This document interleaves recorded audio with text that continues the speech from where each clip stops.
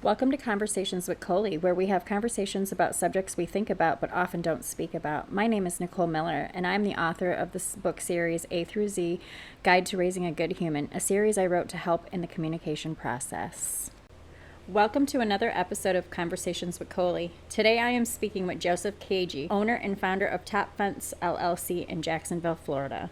Joseph is also a podcast host on the show Let's Get Real, so be sure to check him out on all listening platforms. Welcome, Joseph. Thank you, Nicole. It's definitely an honor to be here. Hopefully I can bring some value to the guests, through the story and through our conversation. So I'm definitely grateful to be here. Well, thank you. And I hope I didn't hack your last name up. I meant to ask you if I was You saying did it right. No, you did a great job. You actually got it right on point. So good job on that. Well, what helped Started was off good. I listened to your podcast this morning. So Did some homework. I like it. I hope you enjoyed it. I hope you I liked it. actually did. I was on my way to a job interview and I listened to your first episode. Then it skipped to the 16th episode, which was talking about the insurance sales. Well, unbeknownst to me, I thought I was going to a law office. I was going to an insurance sales interview. Oh, wow. So that It helped was meant me. to be. Yeah. That's awesome. That's what it's supposed to do. So I'm glad. That's awesome. All right, I'm going to start with your icebreaker question. Okay. If you could fix one of the world's problems, what would you choose to fix? Our perspective on happiness. That would be the biggest thing. I always think maybe if you would ask me that question at a different time in my life, but if you're asking me today of what I've been seeing is people's perspective on what happiness really means and what it means to them. Mm-hmm. I agree 100%. That was a great answer. So tell everybody about yourself. Yeah, absolutely. So currently right now, I'm a husband and father first. My wife and I have been married for 5 years. I'm also in recovery. I've been sober for 5 years. My wife and I, we have 5 children altogether. My wife had 3 from her previous marriage, and we both have 2 together. And I'm also a business owner. That's who I am today. I wasn't always this individual, of course. I was somebody who, we just talked about the perspective of happiness. I didn't know what that looked like. I always tried to find it. I tried to find it in other people. I tried to find it in material things. That led to a deep depression for me, which I took the sadness, I took the depression, and I used drugs and alcohol to numb those feelings. I did that for 12 years, almost consecutively. The only time I was ever sober were the 2 times that I went to prison. I went to prison when I was 18 for 24 months, and I went back to prison when I was 22, I'm sorry. And I served 3 years there. So those were and in prison, sometimes I wasn't even sober, but and when I wasn't in prison, I was always trying to figure out who I was. And I became whoever somebody else told me I was, if that makes sense. Yeah, that makes total sense. So let me ask you, are you a product of a traumatic childhood? I wouldn't almost say traumatic. I did have some things that happened in my childhood. I used to think the reason why I got high was because of things that happened to me in my childhood. Mm-hmm. But today I understand that, so let's go to the question. When I was 7 years old, I was molested for 2 years Right. by by a close family member. And what's crazy about that is I never thought it affected me. But when I really looked back at how it affected me, I actually went through life and I never really thought about that. I never really said, "Oh my gosh, this happened." Right. But what I did realize what that event did to me was, when it happened, it was kept a big secret. I never talked to anybody about it, and that was the first introduction to, if you ever go through something painful, Joseph, don't ever talk to somebody. And I think that's where my trauma started for me. It was Mm. the introduction to, there's something that I felt really weird that nobody ever really talked about this with me. I didn't ever really talk about it when it happened. It was just like somebody found out it happened, the person got in trouble, and that was it. Like I never even Right. talked to my dad about it. So that's where it started. Of hide behind your pain, hide your story, hide the things you go through, don't open up. And I would say that would be the way it affected me the most. Right. And so do you think that that led you to start using, or was there other things that maybe contributed? No, it was, so back to saying how I hid behind my emotions. It was the start of that which led to my using. So Mm-hmm. that happened when I was 7 years old. It happened all the way till 9. I grew up in Detroit, Michigan. I moved from Detroit, Michigan to Jacksonville, Florida, where I live now at the age of 14. Mm. When I came here, I had I had those feelings again of I'm uncomfortable, I don't fit in. And I had other things. This is the first time I've ever really felt like I struggled in my life. Right. Before I grew up around a big family. I played sports. I always had people in my life. Now I have nobody, and I'm trying to become new. And I didn't know how to deal with that stuff. I was almost like it almost made me shy. And anybody who knows me that hears like I'm shy, they're like, "What?" But I didn't know who to Right. be, and I never talked to anybody. I just was looking. I was searching hard to be liked, to be accepted around here. And the first crowd of people that I found, they were smoking weed, and the more I did that, the first time I put something in my body that changed the way I felt, my immediate reaction was, this is how I'm going to treat my life the rest of my life. I'm going to use drugs or alcohol, whatever can help me not feel, because again, Joseph doesn't know how to deal with his pain. Now I found a way to deal with it. And that's how it Right. started at the age of 14. Wow. Wow. Yeah. So not fitting in and having those like kind of identity issues, not belonging really or knowing where you belonged, is that kind of what started off the depression? That's right. Yes. I was very angry when I moved here because that started to happen to me. So I had a big resentment towards my father for that. Mhm. I hated him. I remember thinking like I wish he died. It was that much hatred in my heart towards my dad. And my dad's an amazing father. You know, he tried to do everything he could, get me a car and did everything to make it work for me. But when I started to go to high school, this is my introduction to high school now. In ninth grade, I was like, it was a culture shock, and I really, really felt depressed. I remember thinking like, I'm just gonna walk back to Michigan. I was so depressed. Mm. So I was looking for ways to avoid that depression. You know, I hated who I was because I started losing who I was. You know, I was Joseph who grew up in Michigan around family and played sports, and I was known about sports. I had a lot of friends, and now I felt like a nobody now. Now I Yeah. just felt like you're nobody. I couldn't relate to anybody down south. You know, people drive trucks and they fish and hunt. I've never done any of that stuff. So that is definitely where my depression started at that time. Yeah. Yeah, I can imagine. So, what was your drug of choice, if I may ask? Yeah, my drug of choice was opiates. Mm. Um, the first time, so you know, I smoked pot and I drank every day until I remember I got this job working at this pizza parlor, and I always wanted to stay away from home because I was so angry with my dad. I just didn't want to be home. That this job offered me, they just said you can work as much as you want, and I was like, great.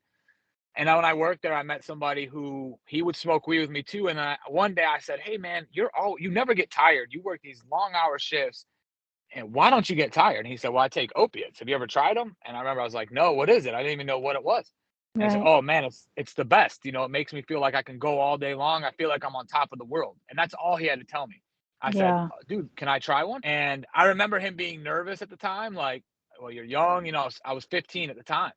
And I was like, come on, man, if you're not going to give me one, I'm going to go find a way to get it. So you might as well just hook me up. And so he did. And I said the same exact thing when I took one. I said, now this is what I'm going to do for the rest of my life. And that's all I did. Every day I woke up, it was, I need to get more. He automatically saw like, hey, you need to relax. You're almost going too much. And you couldn't tell me anything at the time. I was going to do what Right. I wanted to do, and don't tell me not to do it, because now you're in my way. Um, and that's all I did. I woke up every day to chase that drug. Wow. Yeah. And that's the one thing with opiates is they are made and designed to take a hold of you and own you, That's right? right. Yep. So can you talk about your rock bottom moment? Like what happened for you that you decided, okay, enough's enough. You did these drugs for 12 years. Yeah. So I always thought I had so many of those moments, you know, and it's such a great question because there was so many times, Nicole, that when I was trying to get sober, I was sleeping in my car and saying, I'm done. I gotta be done with this. Like, you're sleeping in a car, your mom and dad won't let you in your house, you lost your job, you wake up every day to find out who you're gonna steal from. And I would say, that's it, I'm done. I'm done. And it's God only knew how bad my bottom had to get. You know, I went to prison the first time, and many people would have thought that was your bottom. You finally, you know, you went to prison for 2 years. You know, prison was not a fun place to be. Well, And I especially in came home, Florida. and it was, oh yeah, especially in Florida. That's very right. Uh, so it's not a fun place to be. I came home with the mindset of like, I'm just not going to do drugs anymore. But I never really said like I'm not going to drink. Eventually, it started happening again.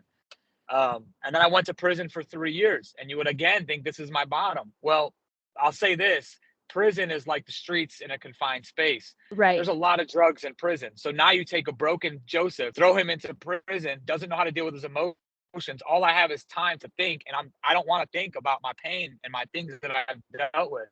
So I still continue to get high. They sent me to a work release program my last year. Again, I was still getting high at this time. And I'm getting to the rock bottom moment for you, by the way. Yeah, no, it's And all right. when I was at the work, oh, I'm sorry. So I Nice. got to a work release program, and what a work release program is, they put an ankle monitor on me and allowed me to go into community to get a job, and then they would take like 60% of the money and allow you to save the 40% for when you come home. But if you violate there, they send you back to prison to do the remaining time of your sentence. So I violated. I got sent back on January 23rd, 2017. My sobriety date is January 24th, 2006. That was my rock bottom. And yeah, you're good. So that was my rock bottom. I got sent back. I was in a 10 by 10 cell. And there was an individual who was in that cell who was maybe 60 years old. And he just looked at me and he said, "You're going to be just like me, Joseph." And this guy's been to prison 7 times. And I just remember when he said that, for some reason, and I call it God, it was the first time I was so scared of coming back. You would think I've always said I don't ever want to come back, but at this moment I said, the only way I'm coming back to prison if I continue to get high. If I don't stay sober, I'm going to be like this guy. So for the first time in my life, I got honest with God and myself. I got on my knees and I cried like a baby to God. And I said, listen, I'm about to go back into a prison compound, and I know there's drugs there, and I don't even know if I can stay sober when I get out of this cell. I need you to help me to do that, because I want to stay sober. I don't want to get high anymore. If I can stay sober, I know I can do this. I know I won't come back to prison. And by God's grace, at that moment, that's when I said I have to focus on this. And when I got out, I stayed to myself. I started just reading books. And as soon as I came home, I reached out to people in recovery to start my journey of recovery. Nice. Did you take a traditional program, or did you, for the most part, do it on your own? No, I would never have been able to do it on my own. Okay. I always tried to do it on my own without doing the traditional program. The program I'm involved in is Alcoholics Anonymous. And I used to go into the rooms and always say, like, you guys are just going to help me get sober for a little bit and I'm going to be gone. But I went back into the rooms of Alcoholics Anonymous, and that's where I started my journey of recovery. And I'm still on that. I'm still in the rooms of AA today, helping other guys to get sober. Congratulations. Thank you. Thank you. It's not me. Yeah. I mean, it's hard. And so I was going to ask you, in any time in your sobriety, did you stay sober or did you fall off? Because sometimes people fall off and then they go, well, I just can't do it. Did you ever have any moments where it was like you wanted to fall off or you felt like you couldn't do it? Well, in this term, this 5 years, I've tried to get sober before. And obviously I never stayed. I would come for a little bit. And the part that I always struggled with is they wanted me to get real with people. They wanted me to be honest with people. And that's what I always struggle with, is getting real and getting honest with somebody. So before, of course, it happened all the time. This time, I want to say I struggled, but what I never understood was, I remember the first time I had a day off of work and I had some freedom. And for some reason, my mind said, hey, I should go smoke a joint right now and go watch a movie. And it kind of scared me that I had that thought. I was like, wait, where did this thought come from? You know, I've been sober. It was about 30 days now. I'm home. I'm going to my meeting. I'm doing everything in the program. And all of a sudden, a thought comes on a day off of work that I want to go smoke a joint. And I was like, and I remember just thinking about that. And it was weird how I didn't understand what was going on in my mind. And I was very scared. I'll never forget it. I was like almost afraid that, why am I thinking this? You haven't changed. And the voices started happening. They started coming to my head to say, you haven't changed, Joseph. You're the same old you. Look at you thinking about smoking weed right now. You're going to go back again. Here you go. That you temptation did this last devil. time. That's exactly what it was. And thank God that I was so scared that the fear allowed me to pick up the phone to share that thought with somebody. And I remember when I thought about sharing, I was like, this person's going to think I'm crazy, that I just got out of prison. I'm thinking about getting high. But what was amazing was I found out was that individual was somebody who was in the program recovery, and they knew They had the same thoughts. They understood me. They understood my mind. And he said, Joseph, you're an alcoholic. The disease centers in your mind, excuse me, and the enemy knows how to take you out. The enemy knows that the only way Joseph is going to, if I can stop him from doing something great, I just got to get him to go get high. So Mm-hmm. now that you know that the enemy's doing push-ups, what can you do right now to not act on this thought? I said, well, I called you. I said, I just don't know why this, like, I was kind of angry. Why is this thought? He says, hey, sometimes you can't control your thoughts, but what you do with them is important. So what I would suggest, since you have some free time and you don't know what to do, is find out if you can head to a meeting right now and just go share that with somebody, get it off your chest. And that's the first time I really experienced being very real and authentic. Like walking into a room I remember it was about 50 to 60 people, and I raised my hand. I said, today was my first day off getting out of prison. And it was weird that my thoughts of getting high. And that whole meeting, so many people shared about how they had the same thoughts and just getting it out. And that's how I learned to say, Joseph, whenever you're struggling with something, just get it out. It'll help. So that Yeah. was probably the toughest time. It might not seem like it was tough, but mentally for me, it was a struggle. And I just knew if I got to keep doing what I got to do, because if I go back out, people have a relapse prevention program. And if I go back out, I know me. If I go back out, Joseph's going to end up dead or in a cop car. There's no coming back. I'm not going to relapse and come back for 3 days. I'm going to Yeah. go. And Yeah. that's what I tell myself. And that fear helps me to stay on track. That's awesome, because a lot of times people, that one more time is their last time, because like you said, you either die or you go to prison. That's right. Yeah. And that works for me. It's worked so far. So I'm going to keep doing it. Yeah. So, how did you manage your depression while healing from your addiction? So one of the things I struggled with when I was sober is I had a lot of guilt still that I felt. And one thing that and thankfully for the people in the rooms of the program, and thank you for my higher power, because I got really close to God. I got really close to God because the one thing I understood about my higher power is there was forgiveness. And I remember reading something, and again, this is not to promote the Bible, but I'm speaking on my experience. I'm reading something in the Bible, and it said that therefore any man who is in Christ is a new creation. All old things are gone, and all new things, behold, new things are come, or I forgot the exact word. And I remember reading that and thinking, okay, so my past is gone. And that was what I struggled with. I struggled with my past. I struggled with the guilt. So when I found that out, I was like, okay, there's a God that forgives me and loves me. So I accepted that. But now how do I deal with this stuff? Because I Mhm. still went to bed at night and I remember the friends that I stole from. I remember the pain that I caused my mom and dad, and I remember just feeling like I still was good for nothing. I still felt like I had a lot of pain.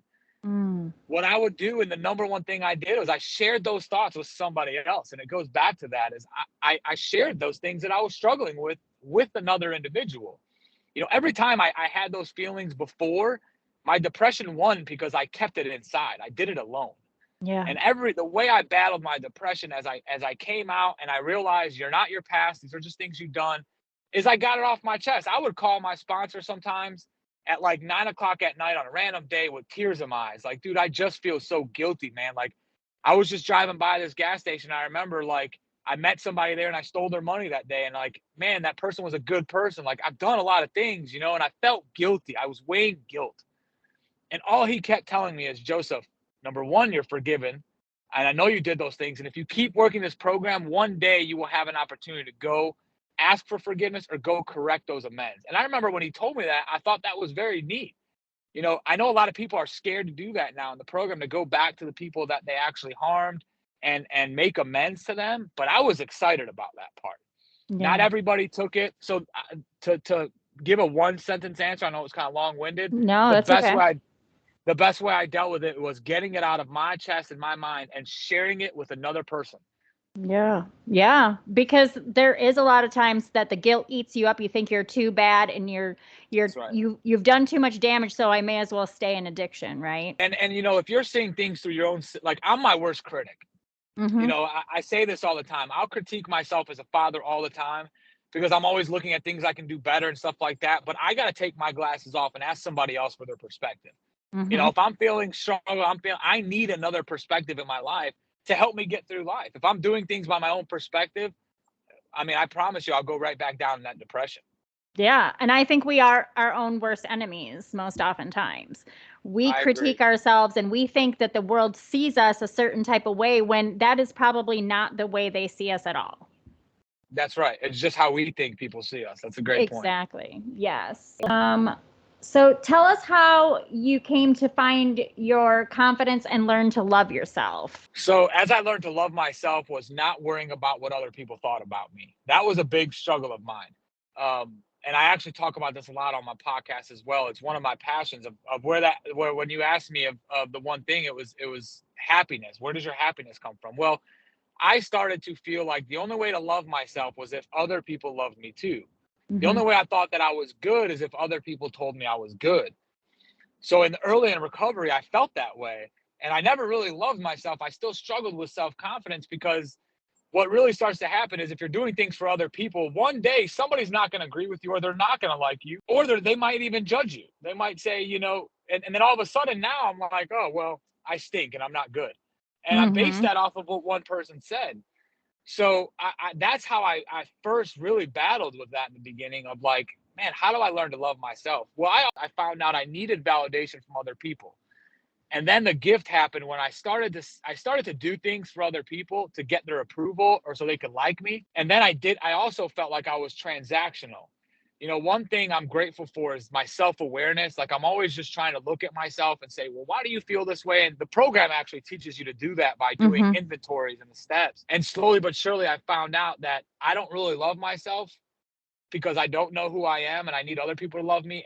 And then it became with what's it. So I started focusing on that. Like even now in my business, I operate it so I can have more free time to give value. I just left somebody who just got out of prison 7 years ago, brought him a bag of clothes. This is stuff I love to do. This is who I Mm-hmm. am. That's how I love myself. And that's the people.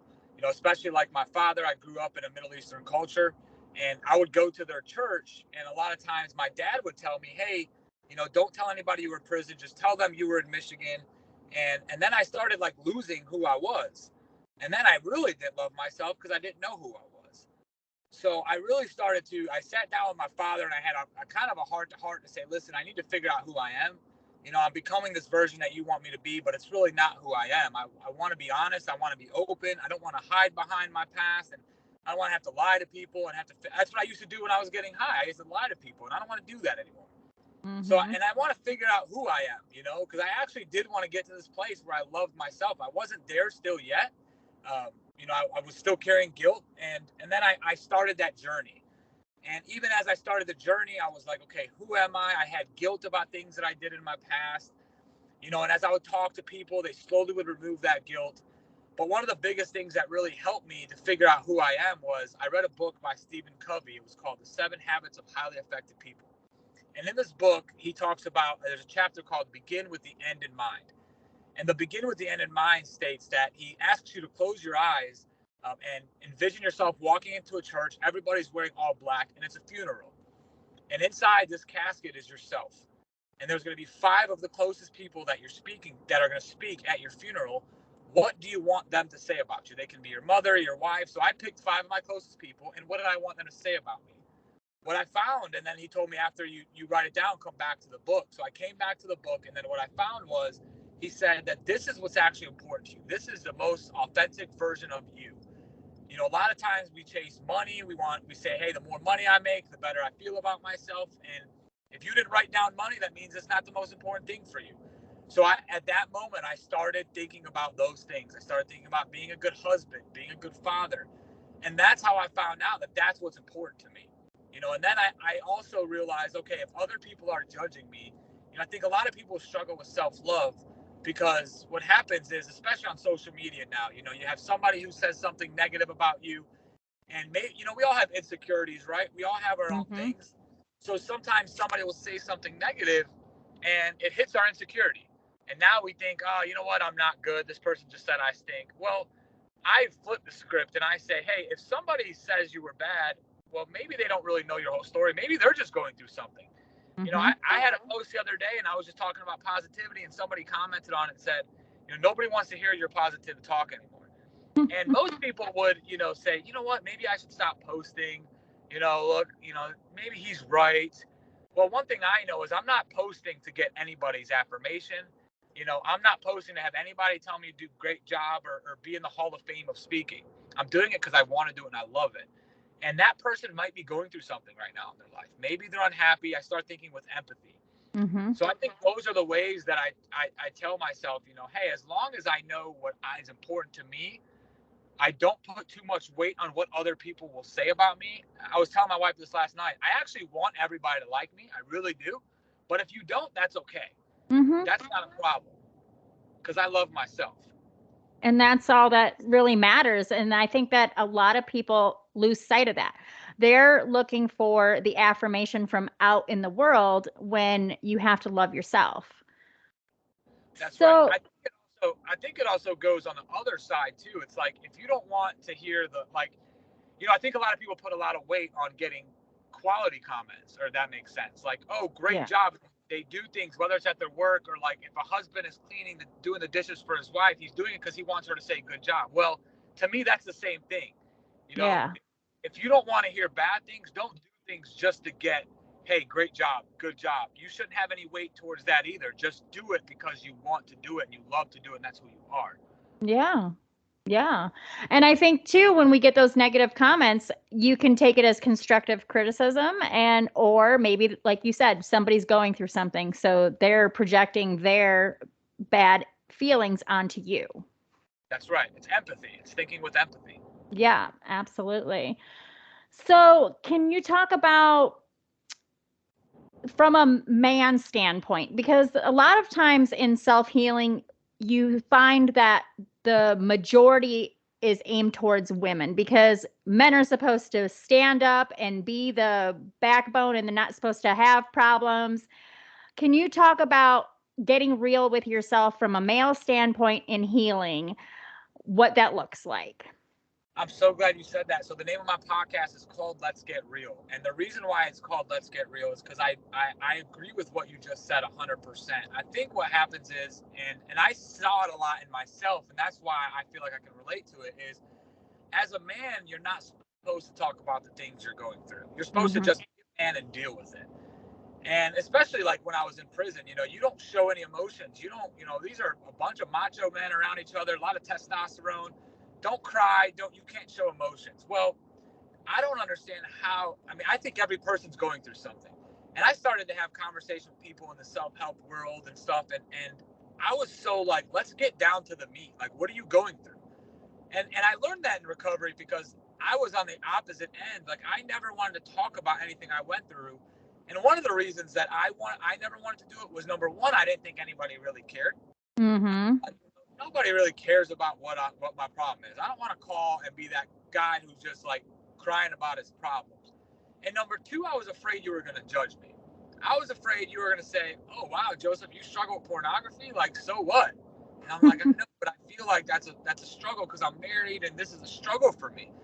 And I understood, for me, what I'm always trying to do today, because I was that non-authentic self, is I want to be authentic. I want to, like, one of my prayers every morning is, God, show me where I'm struggling so I could fix that area and get better at it. And number one, be closer to you, and number two, I don't want to be blinded by something and all of a sudden I'm back on drugs. So that's a big thing for me, is if I'm not self-aware, I'm afraid I'll be back on drugs. It's how I relate to it. So I think even as you talk to men, it's just they get around men and, hey, how's work and how's this and how's that? But there's no real conversations. There's no like, hey, what are you struggling with? What are some areas that I can help you? Hey, this is what I'm really struggling with today. I'm struggling with self-confidence, and I'm really struggling with like, wondering if I'm actually being a good husband, and being a good father. I think that's where the real growth happens. The real growth happens when you're authentic, when you're real. And I heard somebody say this, and I love it, is why I share and I try to be the most vulnerable person, to give them permission to be vulnerable too. And I think we need more men like that. I mean, I think men are afraid to get vulnerable because nobody's getting vulnerable. Society says that you are in a box as labeled as soft if you get real. And I don't believe that that is true. I agree. And what's funny about that is, somebody would say, oh, you're so soft, you're so weak. And I would respond with that is, I think that's actually a strong person. Me too. I think the strongest men are the one who can put their pride aside, who can put their ego aside and say, hey, I'm just trying to get better. I I'm a agree. husband and father first. If I'm not getting better, I'm not getting better for my wife and my kids. Who am I to think I'm perfect? I got to grow to be a better husband and father for my children. And the only way to grow is that every person has an area they're struggling with. I got Mm-hmm. an area today in my life I'm struggling with. I can't do it alone. And how am I going to get through it if I don't talk to anybody about it? And that's where that's what I'm trying to change in men. I'm trying to change. I can't change all of them, right? But I want to show people that, hey, people look at me as I'm a seven-figure business, and while you have this family and they see all that, I want them to see the vulnerable side. Mm-hmm. I want them to be like, hey, these are the things I struggled with. Hey, today I struggle with still wanting to get validation, and I might do something for my wife, and I defend myself because I still think I'm not a good enough father. These are things I'm dealing with today, and this is how I'm coping with it. What about you, man? What do you do for that? And I Mm-hmm. get honest with them first, and I think that's how you open up the door. Is you be vulnerable first to somebody, and that's what I'm trying to do. I try to be vulnerable with the men in my life, people I talk to on podcasts, or they hear me. So when they meet me, they know, hey, this guy's vulnerable. I might have permission to get vulnerable with him. Yeah, that's awesome. And I hope you reach tons of people because I think that it is important for men to be able to have a voice too, instead of having to hold it all in. Oh yeah, absolutely. Mm-hmm. So what do you say to someone who has come from a difficult past but is in denial because it's a sign of weakness? What do you say to them? Well, what I would say to them is, what are you using to mask that stuff? Like, what in your life right now are you using to cover up your past and not deal with it? Because the truth is if we're not going to deal with the things in our past, and you don't want to talk about them, and you're just saying it's not a big deal, well, you know what? Every night you lay your head at night, you lay your head on that pillow. I know there's moments in your day that you think about those things, but you use something. I don't know if it's pornography. I don't know if it's alcohol. I don't know if you're masking it with pride and ego. I don't know if it's gambling. I don't know what you're using to cover it up, but you're using something to Mm-hmm. cover it up. And if it's pride and ego, it's affecting you in other areas of your life. Our past is not who we are. It's just things that happen to us. I was Mm-hmm. always afraid to say out loud, and I say this on podcasts in front of a room of 100 people when I share my story, that I was molested when I was 7 years old. Because I thought when I said that, you were going to say, oh my God, you're so soft. You let that happen to you? What kind of man are you that's what I believed. But Yeah. it's authentic to who I am. It's things that happen to me. And once I dealt with it, it almost became like a secret power of mine. Because now I said, you know what, this happened to me, but how did it affect me? I'm like, well, I got bothered because I never spoke up. Okay, well, now I can actually start speaking up about some things that I struggle with because I know what it feels like to hide behind it. That's the part that I find that I don't want to say it scares me with men, but it's like, man, we don't want to be honest. Look, you're dealing with something. There's something going on, and Mm-hmm. one day you're going to be 90 years old and you're going to have regret that you never lived out the fullest version of you because you didn't have enough self-confidence or self-love, because you never faced the stuff you did. You thought you were somebody else.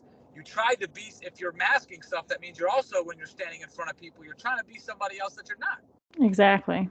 And then one day you're going to look back and say, man, I wish I could have been a vet. That's one thing I never want to do. I don't want to be 90 years old in a retirement home, or 100 years old, wherever I am, and have regret that, man, I wasn't myself. I wasn't the most authentic version of myself. I could have gotten better here. I could have done this more. So that's, I know it's a long-winded answer, but No, I like it. if you're hiding behind it, you're using something to cope with it instead of actually dealing with it. And it might be out of hand at this point, or it might be getting there. Mm-hmm. It doesn't make you weak just to deal with it. You're a human. You got faults. You got things. We all do.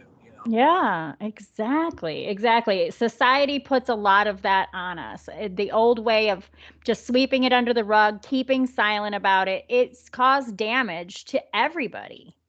Yeah. It's a new thing where it's like, post on social media the glory, and everybody wants to see all the great and there's this much, there's that. But like, it's like, I always laugh when I still do it. We post family pictures, and I'm like, man, if people saw the behind the scenes of what this took, and right Yeah. now, our life is about the reels, and it's not real, it's not Yeah. real life. It's just what you see in a photo, that just looks real, but that person's going through something too.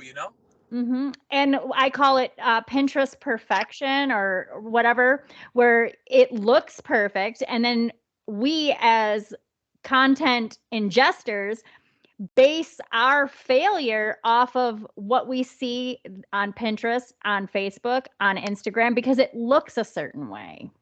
That's right. Yeah. It's like I just made actually a post the other day on Instagram, and I said, if you're putting a message out there and you're trying to share your message and you're worried about how many views you're getting, and that's the thing is like people stop. I know I did like 2 years ago, I would make some posts and I'm like, nobody's really watching. Let me stop. But that's because I had an insecurity and I needed people to watch my video to act like I knew what I was talking about. I want to validate that I actually believed what I talked about. And then I flipped the script. I said, hold on a second. I'm not sharing to get a bunch of views. Why am I really sharing my message? I'm sharing my message because I want to help people. Well, then the views don't matter. And if you have 100 views, imagine if I asked you to stand in front of a room of 100 people to share your message. Most people would be scared. But we got in this culture of like, you got to be this, I want to post the greatest picture that gets the most likes and the most views. And it's I need to go viral. That's right. Everybody wants that viral moment. And it's funny. I was telling my daughter this the other day. I said, what if you go viral and you get a viral video, what's next? What do you do next? Right? What's the viral video comes out? What does that make you feel significant now? So the real struggle is you're looking for your significance in a viral video. So here, I'll pay for ads and I'll get your video to get 1 million views. I'll find a marketer to get 1 million views. And I promise you're going to wake up tomorrow and nothing's going to change.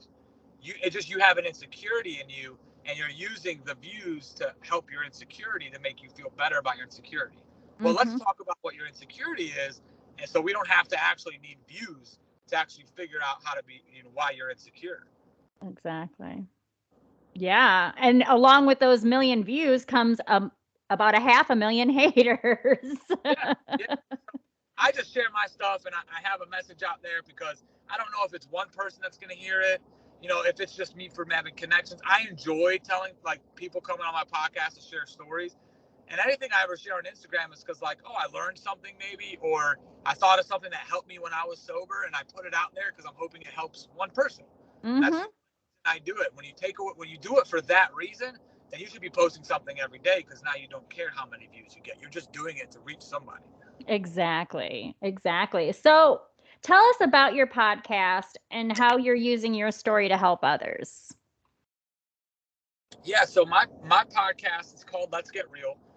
The purpose of the podcast when I first started it was actually, it's funny. I was telling myself for so long I want to start a podcast, and I didn't do it because I had excuses of why I couldn't do it. I don't have a microphone, and I don't have this, and it came through a conversation I was having actually with my son. I said, hey man, stop telling yourself you're going to do something and you're not going to do it. That's why you're not confident.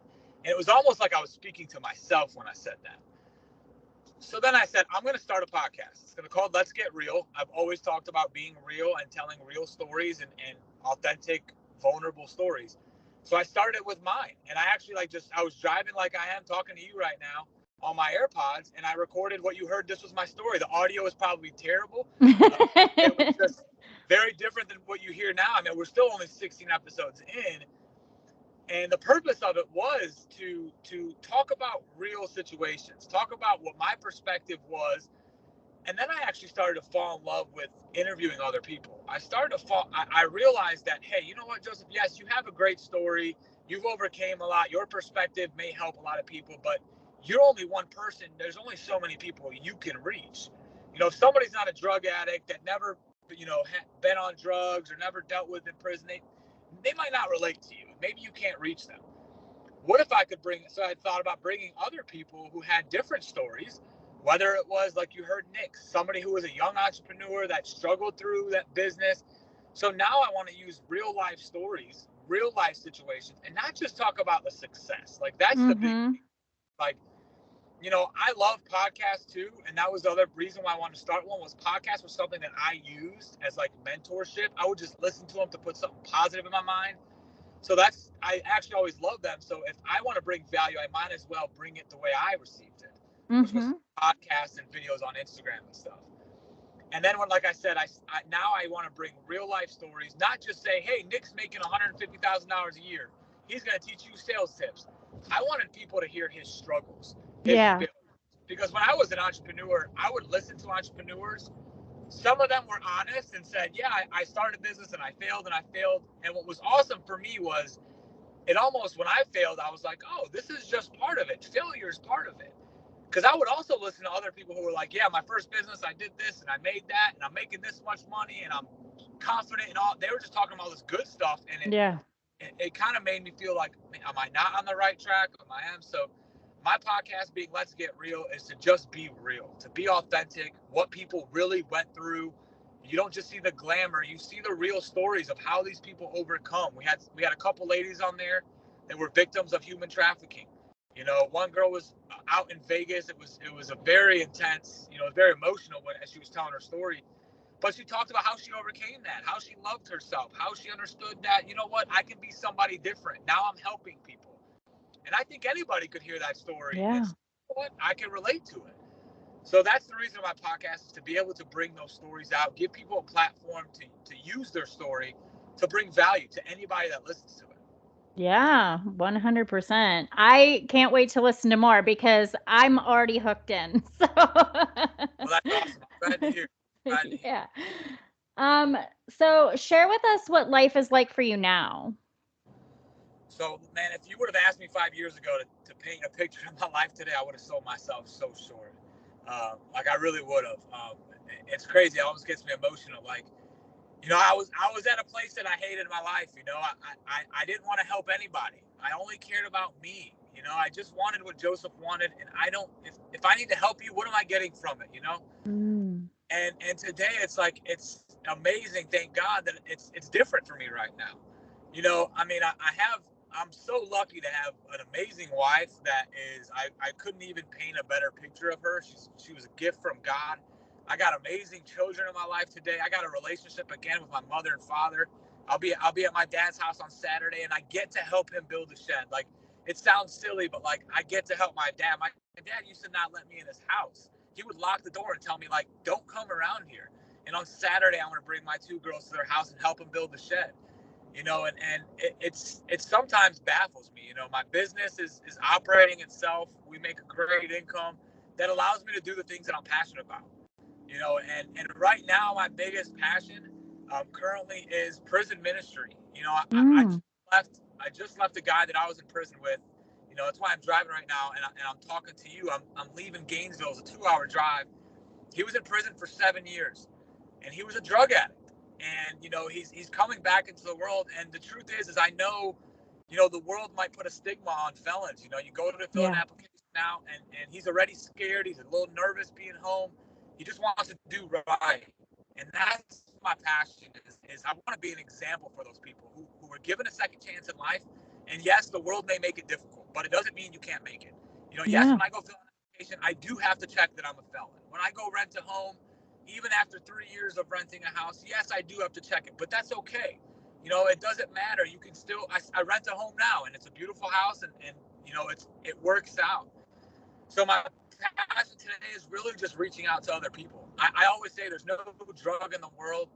I've taken a lot of drugs, Nicole, but there's no drug in this world that brings me as much joy as it is helping another person. You know, giving value, being of service to somebody else. And right now, that's just what my life is about. It's about being able to serve others.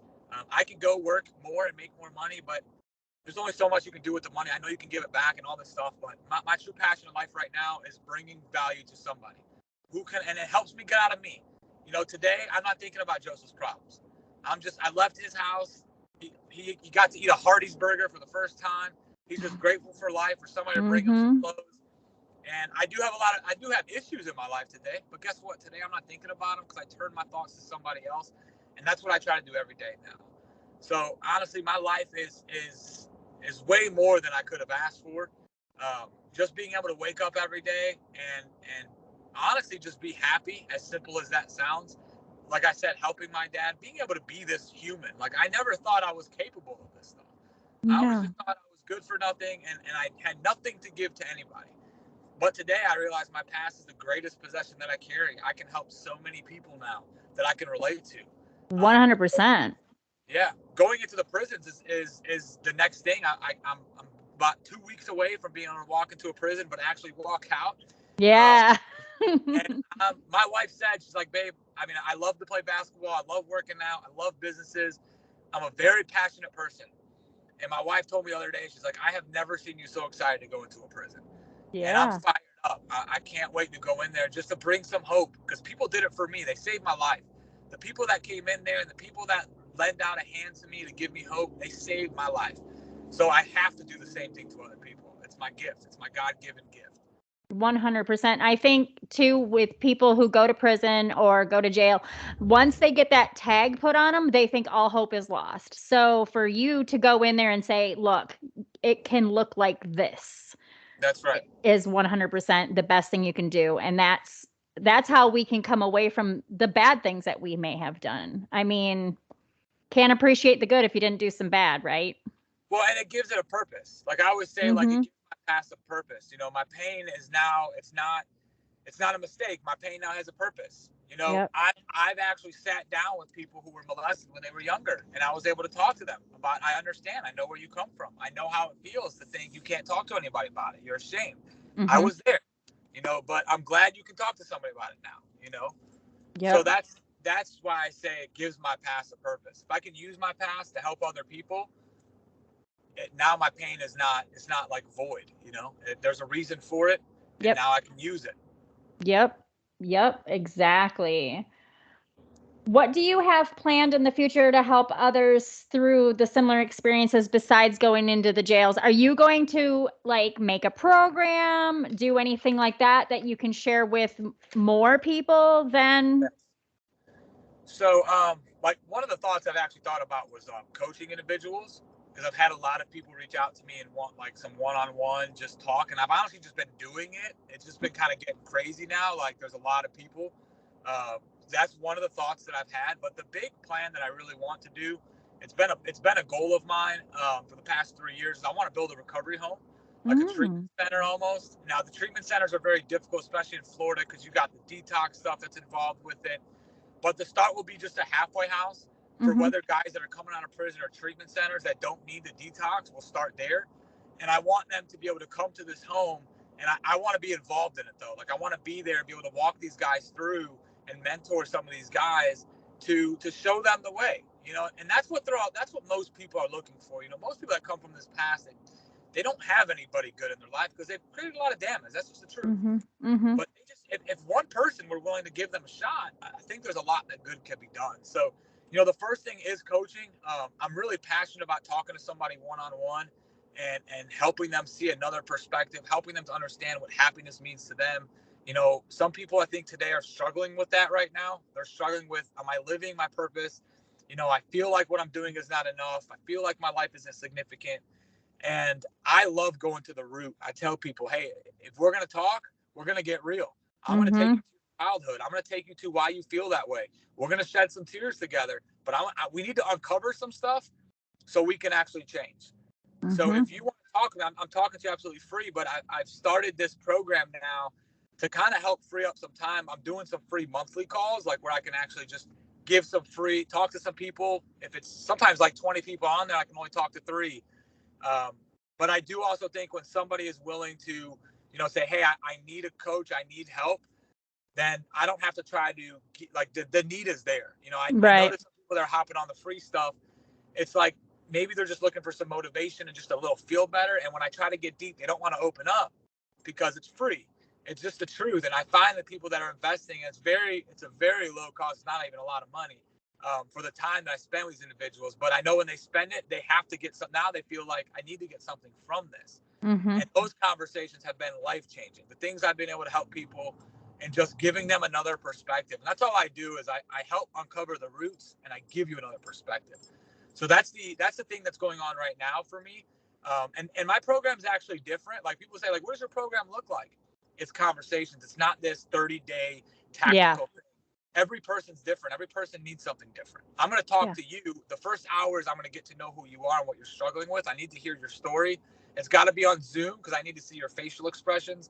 I need to see some things that you actually feel when you talk about something. I'll notice your energy. I notice a few things like. I think I lost you. Oh. Are you back? Yeah, I'm back. I think I connect to Wi-Fi. I lost you at energy. You got to see their energy. Yeah. That's So I'll do it on a Zoom call so I could see their energy. You know, when somebody talks, like if you were to talk to me for an hour to get to know me, you'll start talking about my business and basketball and gym, and you'll hear me like kind of get excited. But then you'll start talking to me about prison ministry and my marriage and my family, and you can just tell my energy is going to change. I start to get a little bit more passionate. Or you ask me like kind of a deep question, and I kind of shy away and don't really go deep, and my energy goes down. And those are things that why I want to talk to them the first time. And then the second call is I immediately start to go deep. I want to uncover the roots of why are you afraid here? Or where did this come from? Where do you think that your fear of not being a good enough father is coming from? Did somebody tell you that? Did your wife tell you that? No. Okay. And then I want to uncover these things. Always, and what's crazy, I've noticed, it always goes down to something in their childhood. Oh, yeah. It always goes down to I didn't have a father to validate me, or my dad always told me he always corrected everything I did. So now I think I'm not good. It always goes down to the childhood trauma. And once we uncover that trauma, it's okay. I still get defensive with my wife sometimes. Now I catch it quicker now because I understand it. But for example, I used to get defensive with my wife if she corrected me when it was raising some of our children. And what I uncovered was the reason why I was getting defensive is my wife never realized when she did that, it hit a trigger in my heart. It made me think I wasn't a good enough father. And I found out when I was younger, everything I did, whether it was sports, work, my dad always corrected me. And I always was like, Dad, you never say like good job, like you never said you did good. And I never realized that that's where it came from. But when I uncovered that, now I know when my wife says something, it's crazy. I actually start to feel my blood starts to boil. But instead of blowing up on her, I start to say, hey, babe, now she knows that's one of the things that I go through. I say, hey, I need to let you know, I'm sorry. I know what you just said. It kind of affected me to make me feel like I'm not doing good enough. And I know that's not your intention. I just don't want to get upset. And what are some things? So right away, I just say it out loud to her. And because my wife knows that this is something, I've had this conversation with her, she's aware of these things. Sometimes we can get rid of them. But what I always say is you may not get rid of that feeling, but now you know how to deal with it. Yeah. And I think that's where the change starts to happen. That's where your authentic self starts to happen, when you realize that these are the things that I've been through and this is how I get through them now. Yeah. And instead of bottling that emotion up and being resentful towards her, you are able to talk it out. She can come to some understanding and then you can work it out, which is absolutely true. Most oftentimes when we get triggered, it's because it's something from our past. Most all of my podcasts, my third question is, did you suffer childhood trauma? Which is a great question. I mean, I love that. That makes when you just said that now, it's like that makes so much sense. It's such a great question because that the things of where your fears come from. Yep. And what's amazing, my wife does the same thing herself. She tells me insecurities very honest. Insecurities are me leaving her because she went through a divorce where her husband just continued to leave her, and me having a relapse because she's never seen me, on drugs. I know those are her insecurities, so now I know how do I not uncover them. So she tells me sometimes I say something and it affects her insecurity, it hits it. Now I don't have to get mad at her for getting frustrated. I mean, we understand these things about each other. Effective communication. Exactly. I think that's where a lot of things hit a disconnect, is that there's not a clear line of communication. Yeah, I agree 100%. It's authentic, like especially in marriage, especially with husbands. Some people tell me like, man, you're so honest with your wife. Don't you think she's going to use it to her advantage, like of your weaknesses? I was like, why is that the thought that like, if you get so real with your wife to tell her that she's going to take advantage of me, why are we thinking this way? Yeah, that's the whole thing, that society thing. And it's backwards. Like, it's amazing how when my wife called me one day, and it's just an example of how to utilize these things that I teach people.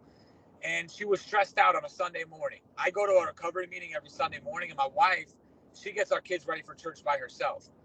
Well, she called me stressed out, and she was actually frustrated at me. She goes, I just hate that I'm doing this all by myself. And now I've been going to the same meeting for the past 3 years. So I leave every Sunday morning. Now, most people would just tell her or think, hey, Joseph, you work, you build a business, you're home every day at 5.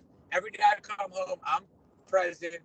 They would automatically start scoring points. That's what I used to do. I say, hey, you're going to complain about the Sunday I wasn't there. I did this, I did that.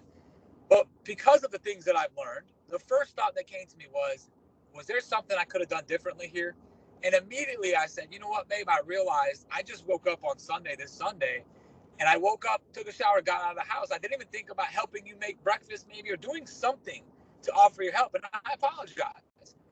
Now, when I'm authentic with her, you know what that does? It allows her to see that. Then she starts looking at herself as well. So it's not that Yes. she's going to take advantage of you. If I'm honest and vulnerable about, hey, you know what? You're right. I should have helped you a little bit more. I should have woke up. I was only thinking about getting extra sleep. And you know what? That's wrong. You should have to wake up by yourself and take care of the girls. So I'll start waking up Sunday mornings a little bit earlier and at least make some breakfast. Do something to help you, since you got to get the girls out of the house. And now she is always reflecting of herself because I'm setting the example there. Yeah. So it's crazy how backwards we have it. We think, you got to keep a don't want score. Yeah. Yeah, and it's backwards. It's definitely Yeah. backwards. 100%. I agree. Yeah. You need to teach a class on that too. Cause I think that's why a lot of marriages and relationships fail, is that there's a scorekeeping situation and that thought process of, oh, well, if I admit something to my spouse, then they're going to get one up on me, which it should not be. You're a team. Yeah, and I can't say I've always done that. I learned it the hard way. Like my Right. first 2 years of marriage, my wife's first thing is she wanted to quit her job. She wanted to be a stay-at-home mother. So I worked my business. I built it for her to be a stay-at-home mother. And I started just thinking like true thoughts. Like, I come home every day at 5 o'clock. I'm present. I'm giving the girls a bath. I'm putting them to bed. I'm home every weekend. I'm doing everything I can for you. So anytime she complained to me, I got defensive right away. Like, you don't have the right to complain to me because I do so much for you. And all of a sudden, I started realizing, like, I'm just keeping points here. I'm trying to say I do more for her, and she can't. Now she feels like she can't even open up to me about something that she's struggling with because she thinks I'm going to be mad at her. Mm-hmm. Mm-hmm.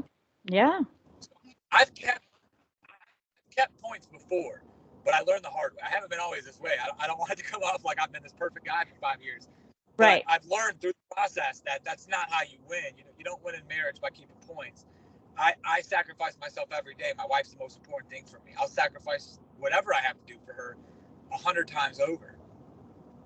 That's awesome. And I think as humans, we have to realize that we're ever learning. We're always going to be learning until we're not alive anymore. No, So, that's right. Yeah. I wish we didn't have to. yeah. Not have these faults and not have these, but it's why I always say I need a higher power, to be honest with you, because Yeah. I got to die to myself every day so I can look to him, because I need to realize, like, hey, I got faults, I got issues I'm going through, and I need a higher power to actually help me uncover those stuff, to show me my pride, my ego, to show me my defects of character. 100%. 100%. So, what advice do you have for someone struggling with issues similar to yours, but they're not where you're at right now? What advice do you have for them to start? Well, if it was somebody, if we're talking about somebody struggling with the addiction, which was the biggest part of mine, the really tough part about this is, when somebody's in the addiction, they have to be ready to hear it. It's tough because I deal with this with mothers and fathers who want me to go talk to their son. I'm like, is he ready? Does he want me to talk to him? I'm like, no. I was like, there's nothing I can say to him that he's going to listen. Yeah. But if somebody was at that point where they want to listen and they're at their bottom and they don't know, my answer is, I know it seems like it's impossible, because that's what I thought. I thought the road to living a sober life was impossible. I thought it made sense to everybody else, but not me. That works for you. You have a good life. You're happy, joyous, and free, but you don't know what I've been through. I've been through a lot. You don't know the things I've done. And I'm here to tell you that you're, number one, you're not what you've done. You could change a chapter now. And the road to staying sober, it is hard. It's not easy. But waking up every day chasing drugs is hard too. Yeah. Waking up every day and having to say I need drugs or alcohol in my system is hard. And there's no end of the road there. It's, to me, when you're on that path, it only leads to three places: jail, institution, or death. So I would just tell that person that, number one, I wish I could talk to you right now and give you some hope and help you walk through this journey. But I'm not the only one out there. I know there's people, and the only place I know is the rooms of Alcoholics Anonymous, Narcotics Anonymous, whatever place it is. But go somewhere where people can relate to you and say, hey, this is what I'm struggling with, and I want to change. And I hope their bottom is sufficient enough to say, I need to change, not just I want to, that I'm so scared of continuing to do this on this road that I don't have another choice. I need to change. There's hope. It's not an easy road. But listen, I dropped out in ninth grade. I'm not special.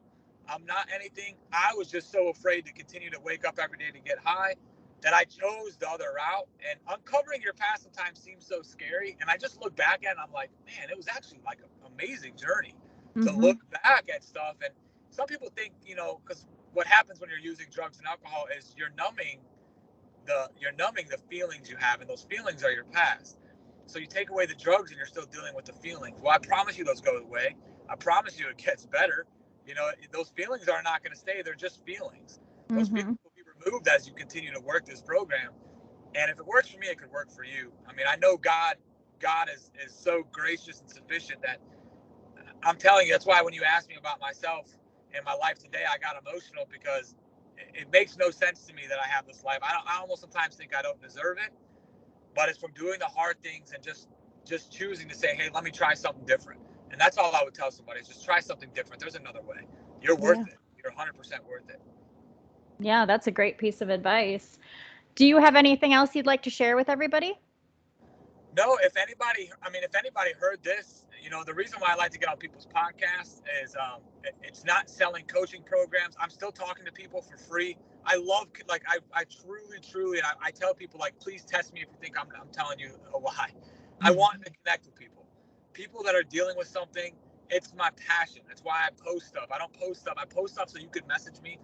So if anybody's listening and they're going through something right now, maybe they're struggling with, I want to be vulnerable with somebody, but I don't know who.